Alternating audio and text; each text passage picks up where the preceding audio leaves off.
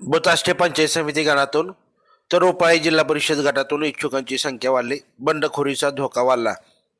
बोताष्टे पंचायत समिती गण आणि उपळी जिल्हा परिषद गट स्थानिक स्वराज्य संस्थांच्या निवडणुकीत सध्या राजकीय चर्चेचा केंद्रबिंदू ठरत आहे.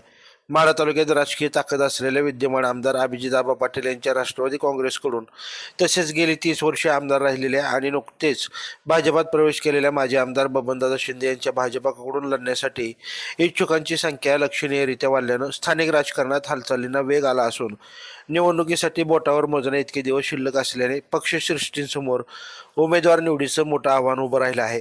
बोताष्टे पंचायत समिती गणातून बोताष्टे गावचे विद्यमान ग्रामपंचायत सदस्य राजेंद्र नवनाथ यादव, बोताष्टे गावचे माजी सरपंच दिलीप यादव, घाटणेचे अनिकेत पाटील, पडसळी गावचे विद्यमान पंचायत समिती सदस्य डॉक्टर प्रदीप पाटील, पडसळी गावचे विद्यमान सरपंच योगेश पाटील, भेंडचे डॉक्टर संतोष दळवी, चिंचोलीचे सरपंच संतोष लोंढे, बोकडदरवाडीचे गोरख वाकडे यांनी आपापल्या पक्षश्रेष्ठींकडे उमेदवारीची मागणी केली असून पंचायत समिती गण पिंजून काढत आहेत. उपळी जिल्हा परिषद गटातून माजी विद्यमान जिल्हा परिषद सदस्य शंभूराजे मोरे, बावीचे सरपंच मुन्नाराजे मोरे, उपळी खोर्दच्या विनंतीताई कुलकर्णी, उपळीचे दीपक आबा देशमुख, सापडणेचे सरपंच हनुमंत गिड्डे, विश्वशांती परिवाराचे निलेश पाटील यांनी देखील गावभेट दौरे सुरू केले असून मतदारापर्यंत पोहोचून मतदारांचा कौल जाणून घेत आहेत.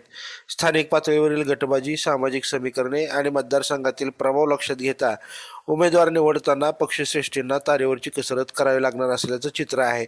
चुकीचा निर्णय घेतल्यास बंडखोरीचा धोका असून त्याचा थेट परिणाम निवडणूक निकालावर होण्याची शक्यता नाकारता येत नाही.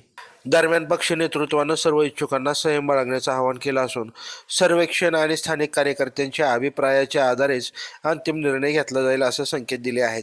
इच्छुकांची वाढती संख्या ही पक्षाच्या ताकदीचं द्योतक मानली जात असली तरी त्यातून योग्य उमेदवाराची निवड करणे हेच पक्षश्रेष्ठींसमोरील खरे आव्हान ठरणार आहे.